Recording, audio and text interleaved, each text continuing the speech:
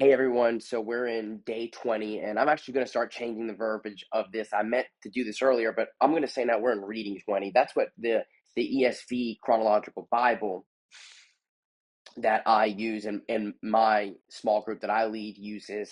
And I like this verbiage of reading 20 or reading 21, etc. Because here's the thing. I don't want you to feel bad. You miss a day. You like I'm doing this right now and I'm sick and I'm catching up because I missed a couple of days because I was so sick.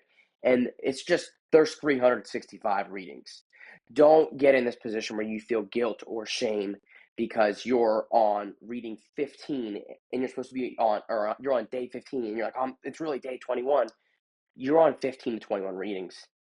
Complete all 365 readings. If that takes you more than one calendar year, who cares, right? And I don't want you to feel that burden or pressure. That being said, we're in reading 20, Job chapters 11 through 14. Um, Everything I say in these videos are my thoughts and my thoughts alone, not representative of any church body. So now Zophar jumps into the mix, and the accusations get worse. We're escalating here. Uh, that we should feel as we're reading this narrative. And we can kind of lose that reading it a chunk at a time, right? And so just reading it all the way through, we don't feel the escalation because we took one day, put it in a box, put it away, and now we're in another day. No, the accusations are escalating. Zophar again, everybody else, we've seen this common theme. Zophar again manipulates truth. Okay, I'm going to skip a lot of things here for the sake of video length. I'm not doing as good as I want with video length, but if we go into 11:6 so far, it here is claiming that God is merciful. That is a true statement. But what does he say? He says, and that he would tell you the secrets of wisdom, for he is manifold in understanding. So, oversimplification here. The Hebrew's a little complicated. Actually, there's even a footnote in my Bible that says the meaning of the Hebrew is uncertain. It's like he's saying there's two sides to the story. So God must know something you don't know because you're guilty. He says God's merciful. He's asserting God's merciful when he says, know then that God exacts less of you, less than your guilt deserves. So that comment is obviously extremely inappropriate. So I want us to stop here and let's understand how scathing that is. After everything that's happened to Job, I'm not going to recap it. If you're reading, you know what has happened to Job. He says, you got better than you deserved. All right, and let's appreciate Job's restraint upon hearing that. These are fighting words, right? These are fighting words. And Job, according to the story, does not do that. Zophar says Job should confess his sin and put away his iniquity. In chapter 12, we hear Job now is kind of starting to fire back. All right. I even kind of like the first line in the ESV. No doubt you are the people, and wisdom will die with you. So he says, you must have all the wisdom. You know everything the way you're counseling me. And he says, but I have understanding as well as you. Uh, Job points out that there's injustice in the world in these first several verses of chapter 12. So remember, a lot of what we're getting at here is this retribution, this theology, this if you sinned, then if and only if, then something as bad has happened to you. And we certainly know it's possible that for you to sin and then bad things happen to you. God is just. He is free to exact punishment on your sin.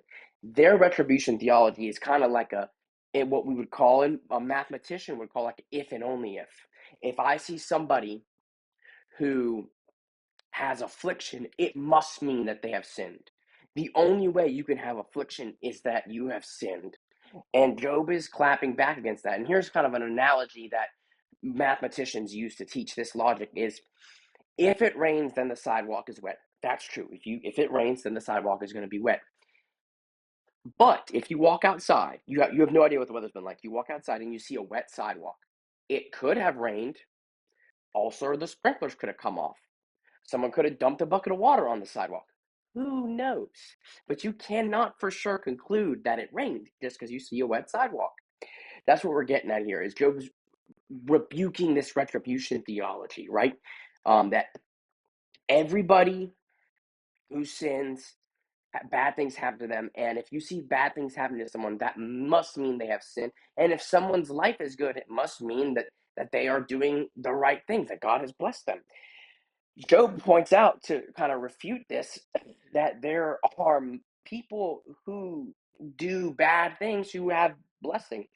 The tents of robbers are at peace, and those who provoke God are secure, who bring their God in their hand.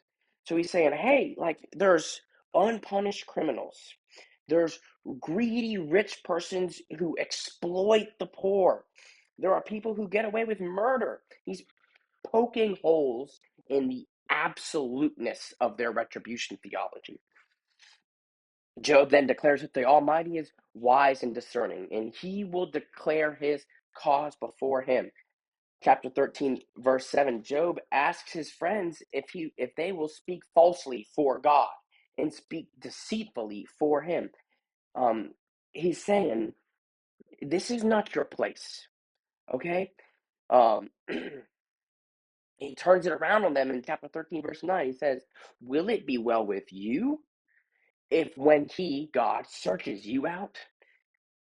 Job says, you have no sense of humility here.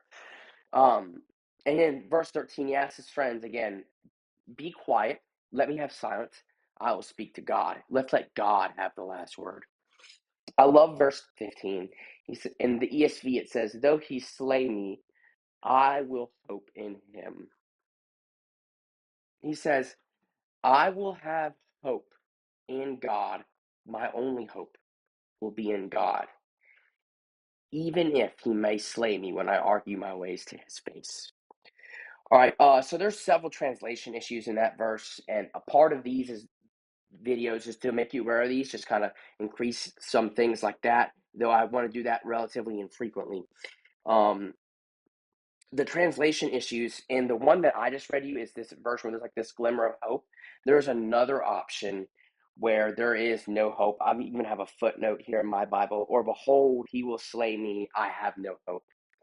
Um, so like the New English Bible has it translated that way. ESV, NIV, King James have that glimmer of hope. Just be aware of that. We're not going to go into it. Either way, Job is going to defend his case before God. In chapter 14, Job again appeals to God, talking about human frailty and human ineptness, asking God to have mercy. And it may seem to you like, okay, Job's kind of oscillating back and forth on these things, but isn't that how we all are? Isn't that how we all work? Isn't that how anguish works? I mean, Job certainly is in anguish here.